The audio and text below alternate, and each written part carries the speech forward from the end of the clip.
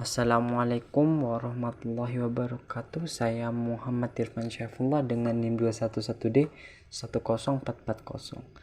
Saya sebagai moderator dari kelompok ini dan anggota saya Noveli Dwi Arvindasari dengan NIM 211D 10089 dan Sulhadin Iskandar dengan NIM 211D 10156.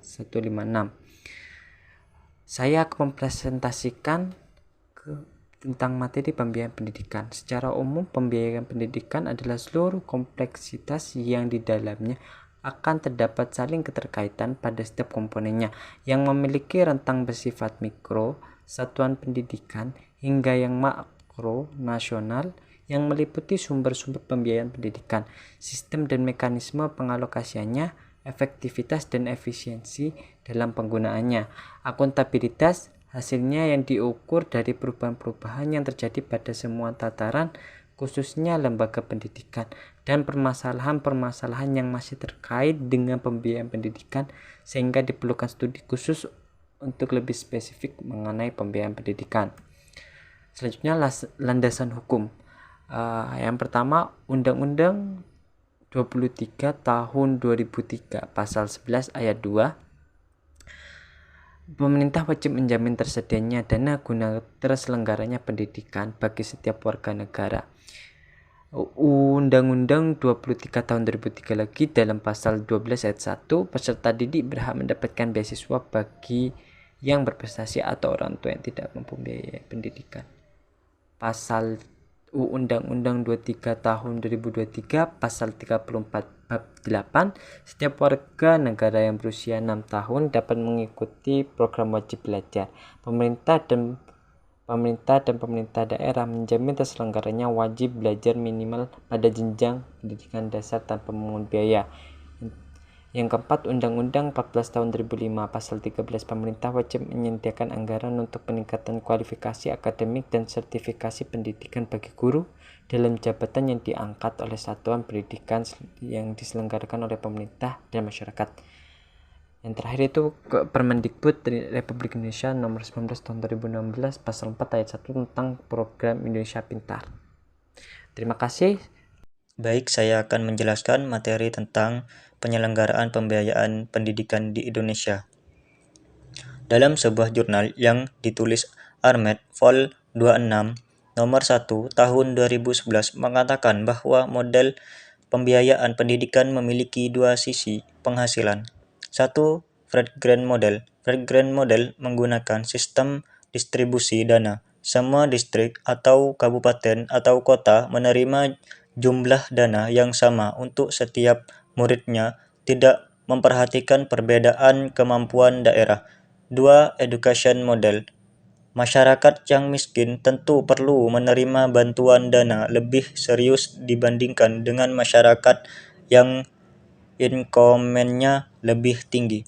Karena itu, sekolah miskin akan memperoleh kesempatan sejajar dengan sekolah lainnya. Artinya, setiap daerah akan menerima jumlah dana yang berbeda tiap tahun tergantung bagaimana membagi sesuai kepada kemampuan daerah.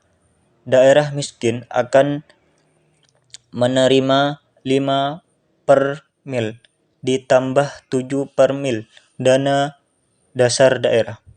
Anggaran biaya pendidikan terdiri dari dua sisi yang berkaitan satu sama lain, yaitu sisi anggaran penerimaan dan anggaran pengeluaran untuk mencapai tujuan-tujuan pendidikan.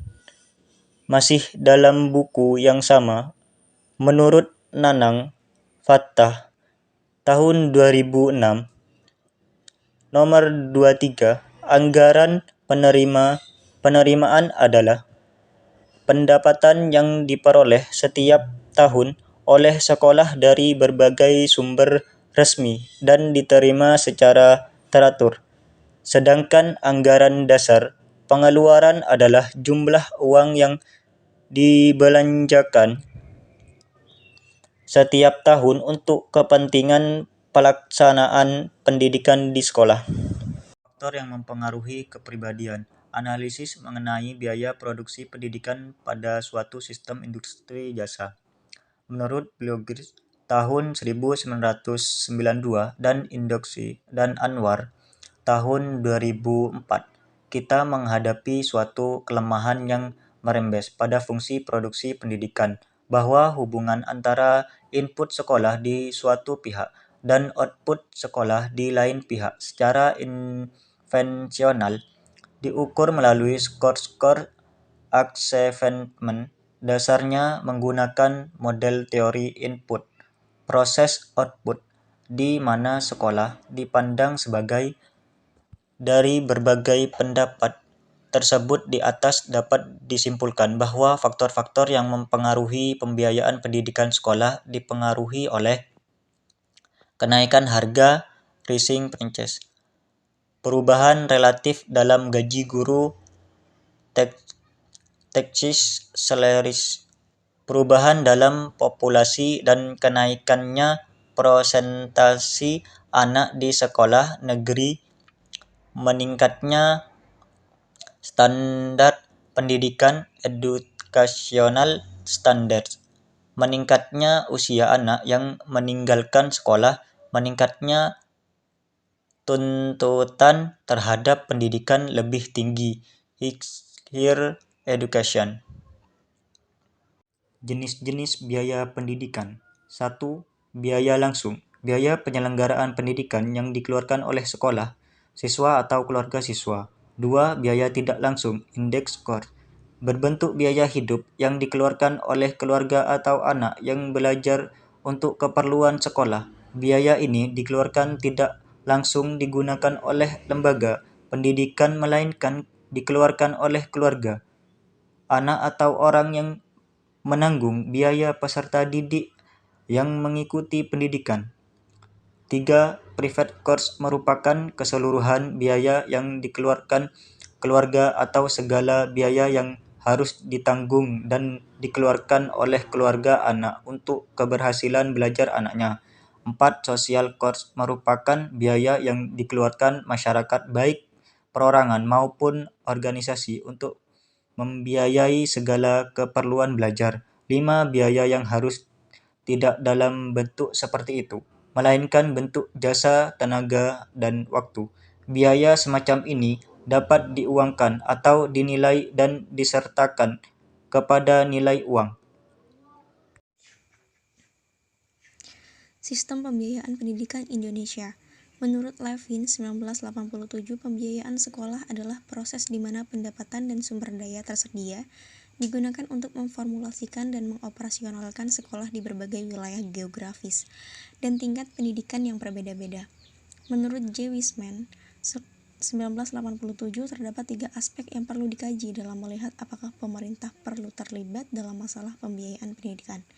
Yang pertama yaitu pengaruh faktor politik dan ekonomi terhadap sektor pendidikan. Yang kedua, kebutuhan dan ketersediaan pendidikan terkait dengan sektor pendidikan dapat dianggap sebagai salah satu alat perdagangan dan kebutuhan akan investasi dalam sumber daya manusia atau human capital. Yang ketiga, pembiayaan pendidikan terkait dengan hak orang tua dan murid untuk memilih menyekolahkan anaknya ke pendidikan yang akan berdampak pada social benefit secara keseluruhan. Sistem pembiayaan pendidikan Indonesia.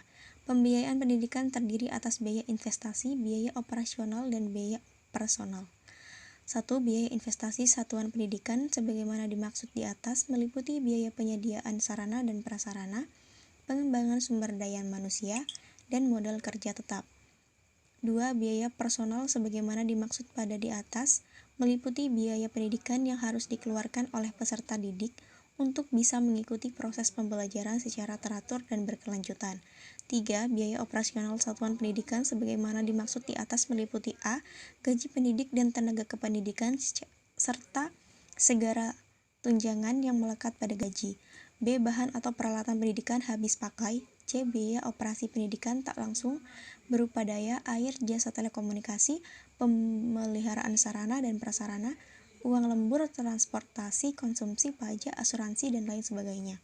Perhitungan biaya pendidikan berdasarkan pendekatan kecukupan ditentukan oleh beberapa faktor, Di antaranya 1. Besar kecilnya sebuah institusi pendidikan, 2. Jumlah siswa, 3. Tingkat gaji guru, karena bidang pendidikan dianggap sebagai highly labor intensive. 4. Rasio siswa dibandingkan jumlah guru, 5. Kualifikasi guru, 6. Tingkat pertumbuhan populasi penduduk, khususnya di negara berkembang, 7. Perubahan dari pendapatan. Analisis penyelenggaraan pembiayaan pendidikan.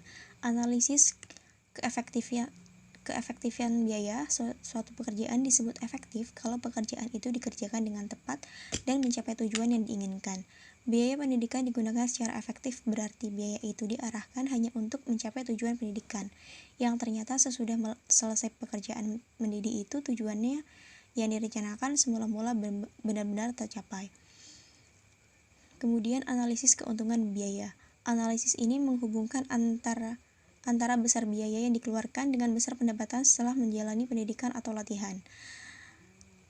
Selanjutnya yaitu analisis kemanfaatan biaya adalah analisis yang berusaha membandingkan biaya yang digunakan oleh suatu alternatif dengan estimasi manfaatnya atau nilai outcome-nya. Yang terakhir yaitu analisis kefisibilitas biaya. Analisis ini tidak dapat diukur secara kuantitatif seperti analisis sebelumnya.